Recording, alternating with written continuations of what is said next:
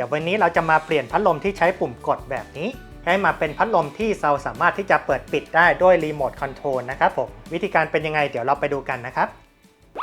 สวัสดีครับยินดีต้อนรับเข้าสู่ช่อง Daddy's Tip ครับผมเดี๋ยวก่อนที่เราจะทำอะไรก็ตามเราก็ต้องถอดปลั๊กก่อนนะครับผมอันนี้ผมก็จะใช้เป็นชุดรีโมทที่เขาออกแบบมาสำหรับพัดลมเลยนะครับข้างในก็จะมีรีโมทตัวหนึ่งแล้วก็จะมีแผ่น PCB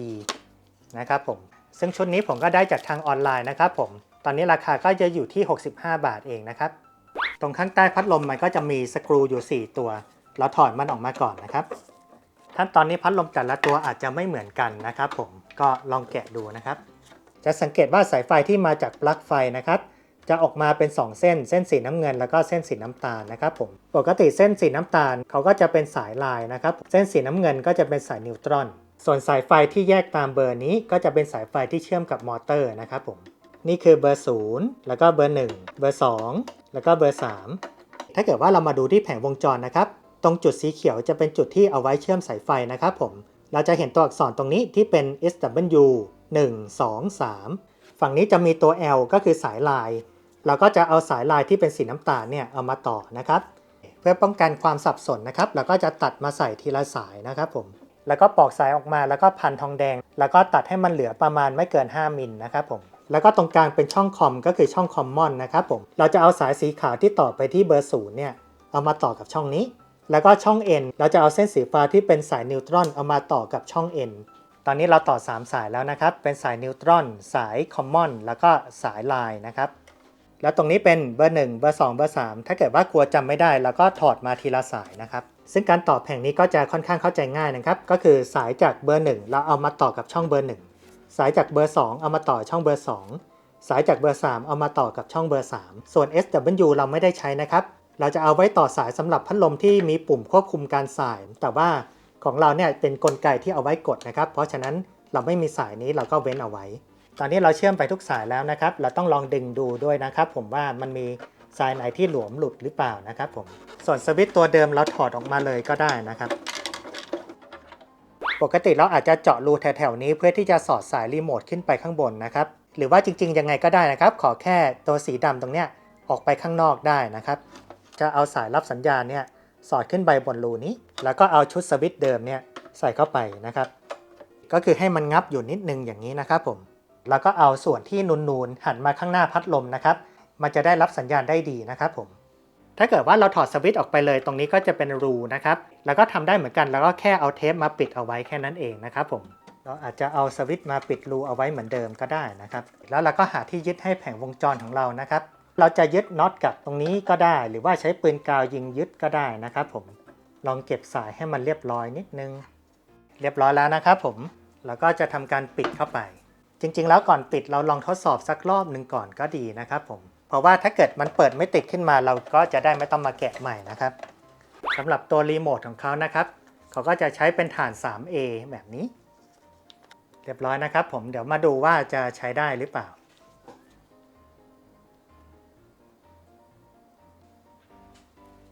เงียบเลย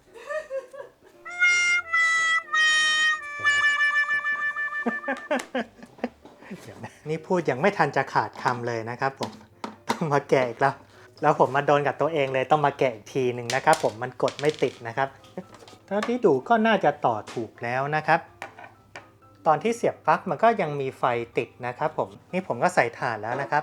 คราวนี้รีโมทมาเสียหรือเปล่านะครับเดี๋ยวเราลองตรวจสอบรีโมทกันก่อนวิธีการตรวจสอบรีโมทง่ายๆนะครับถ้าเกิดว่าเรามองดูตรงหลอดไฟตรงนี้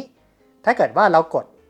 เราจะไม่เห็นแสงอะไรเลยตรงนี้นะครับผมเพราะฉะนั้นวิธีตรวจสอบก็คือให้เราดูผ่านกล้องมือถือนะครับถ้าเกิดว่าเรากดแล้วเราเห็นไฟอย่างนี้แสดงว่ารีโมทใช้ได้นะครับตอนนี้เรารู้แล้วว่ารีโมทไม่เสียแล้วก็เราก็น่าจะเสียบสายถูกต้องแล้วนะครับผมเดี๋ยวเราจะลองเปลี่ยนดูนะครับพอดีผมซื้อเผื่อมาอีกอันหนึ่งเท่าที่เห็นแผงวงจรไม่เหมือนกันอีกต่างหาก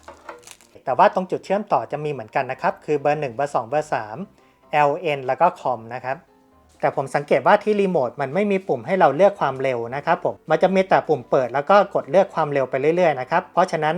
เราเปิดครั้งแรกเนี่ยเราก็จะได้เบอร์1กดอีกครั้งหนึ่งเราได้เบอร์2กดอีกครั้งหนึ่งเราได้เบอร์3แล้วก็ตรงนี้เป็นปุ่มปิดนะครับผมเดี๋ยวคราวนี้ผมจะเอาสายมาเชื่อมกับแผงนี้แทนนะครับแต่ว่าตามปกติของการเปิดพัดลมผมก็จะเปิดที่เบอร์3ก่อนนะครับ ผมก็เลยจะเอาสายของเบอร์3เนี่ยมาต่อกับช่องเบอร์1แทนนะครับผมเพื่อที่ว่าเวลาที่เรากดรีโมทเปิดมันจะได้เปิดเบอร์3เลยนะครับแล้วก็สายเบอร์2แล้วก็เสียบเบอร์2ปกติแล้วก็สายเบอร์1แล้วก็เสียบกับช่องเบอร์3นะครับแล้วก็สายเบอร์0นะครับผมแล้วก็เสียบกับช่องคอมแล้วก็สีฟ้านิวตรอนนะครับเสียบกับช่อง N แล้วก็สีน้ำตาลสายลายนะครับเสียบกับช่อง L เบื้องต้นเรามาลองดูกันก่อนนะครับผมลองเสียบปลั๊กดูมันมีไฟขึ้นที่ตำแหน่งนี้แล้วก็มีเสียงนะครับผมคราวนี้ลองเปิดดูนะครับเอ้ยหมุนแล้วถ้าเกิดว่าเพื่อนๆจะซื้อมาต่อเหมือนกันก็ซื้อมาเผื่อหน่อยนะครับอัน2อันก็ได้นะครับผมคราวนี้ผมก็เลยจะใช้เป็นปืนกาวละกันนะครับส่วนสายรีโมทผมก็ว่าจะทำเหมือนเดิมเลยนะครับคราวนี้น่าจะเรียบร้อยนะครับผมเราเทสแล้วนี่มาลองดูกันซิจะมีเซอร์ไพรส์อีกรอบหรือเปล่าใช้ได้เรียบร้อยแล้วนะครับผมคราวนี้เดี๋ยวเรามาลองทดลองดูว่าจะได้ไกลสักกี่เมตรนะครับจากที่เมื่อสักครู่นี้ไปทดสอบที่ระยะ5เมตร10เมตร15เมตร20เมตรนะครับรีโมทในระยะ20เมตรก็ยังสามารถที่จะทำงานได้นะครับผมถ้าเกิดว่าให้ดีจริงๆก็คงไม่เกิน10เมตรนะครับผมน่าจะใช้งานได้เป็นปกตินะครับผมคราวนี้ผมกดแค่ปุ่มเปิดตรงนี้มันก็จะเป็นเบอร์3นะครับเพราะว่าผมสลับสายเรียบร้อยแล้วนะครับผมคราวนี้ถ้าพูดถึงความแรงตามความรู้สึกนะครับผมก็น่าจะแรงเท่ากันนะครับจากที่ก่อนที่จะเปลี่ยนนะครับผม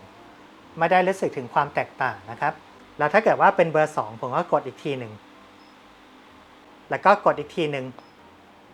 มันก็จะเป็นเบอร์1นะครับผมแล้วถ้าเรากดซ้ำมันก็จะกลับมาเป็นเบอร์3นะครับส่วนถ้าเกิดว่าปิดเนี่ยก็คือกดปุ่มสุดท้ายเลยนะครับผม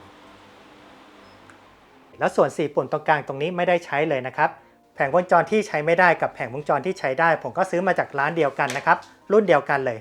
เพราะว่ารีโมทก็สามารถที่จะกดได้เหมือนกันนะครับกดเปิดอันนี้กดปิดอันนี้ก็ได้ก็เพื่อประโยชน์ว่าบางทีขี้เกียจลุกไปปิดหรือว่าผู้สูงอายุอาจจะขยับตัวลำบากนะครับก็สามารถที่จะควบคุมได้จากระยะไกลเลยนะครับผมส่วนเรื่องของความทนทานก็คงต้องรอดูอีกพักหนึ่งนะครับผมว่ามันจะเป็นยังไงนะครับแต่ผมก็อยากจะแนะนำว่าถ้าเกิดว่าเราไม่ได้อยู่บ้านเนี่ยเราถอดปลั๊กเอาไว้จะดีกว่านะครับผมถ้าเกิดว่าเพื่อนๆชื่นชอบคลิปนี้ก็อย่าลืมกดไลค์นะครับแล้วก็อย่าลืมแชร์ให้เพื่อนๆท่านดูด้วยนะครับใครยังไม่กดติดตามช่อง Daddy Tip ก็อย่าลืมกดติดตามนะครับผมก็จะมีทิปดีๆมาฝากเสมอๆเลยนะครับผมสำหรับวันนี้ผมคงต้องขอตัวลาไปก่อนนะครับผมพบกันใหม่คลิปหน้านะครับสวัสดีครับ